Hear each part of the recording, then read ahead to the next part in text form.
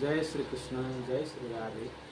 सधैँ झैँ आज पनि हामी गीता स्वाध्याय अध्ययन गर्नमा जुटिसकेका छौँ र आजको प्रसङ्ग हाम्रो श्रीमद् भगवत गीताको दोस्रो अध्यायको 51 श्लोकबाट छ र हामी सबै मिलेर पढौँ। कर्मजं बुद्धियुक्ता हि फलं त्यक्त्वा मनीषिणः। कर्मजं बुद्धियुक्ता हि फलं त्यक्त्वा मनीषिणः। जन्म बन्ध विनिर्मुक्ताः पदं गच्छन्त्यनामयम्।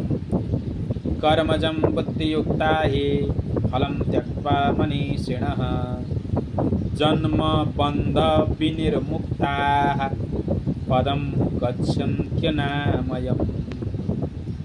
जन्म बन्ध विनिर्मुक्ताः पदं गच्छन्त्यनामयम्। यदा ते मोहकलिलं बुद्धिर्व्यतितरिष्यति। यदा ते मोहकलिलं बुद्धिर्व्यतितरिष्यति तदा गन्तासि निर्वेदं श्रोतव्यस्य श्रुतस्य च। तदा गन्तासि निर्वेदं श्रोतव्यस्य श्रुतस्य च। श्रुति विप्रतिपन्ना ते यदा स्थास्यति निश्चला। श्रुति विप्रतिपन्ना ते यदा स्थास्यति निश्चला। समाधावचला बुद्धिस्तदा योगमवाप्स्यसि। तदा योगमवाप्स्यसि। अर्जुनोवाच स्थितप्रज्ञस्य का भाषा समाधिस्थस्य केशव।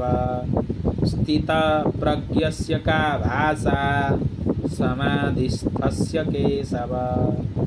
स्थितधीः किं प्रभासेत किमासीत व्रजेत किम्। स्थितधीः किं प्रभासेत किमासीत व्रजेत किम्।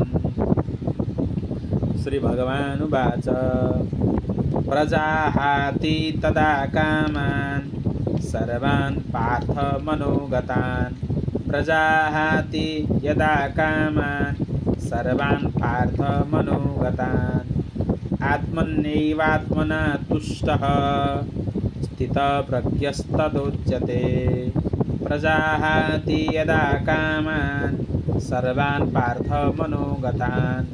आत्मन्यैवात्मना तुष्टः स्थितप्रज्ञस्तदोच्यते। यसरी हामीले आजको 5 वटा श्लोकहरूलाई पढ्यौँ। जय श्री कृष्ण, जय श्री राम।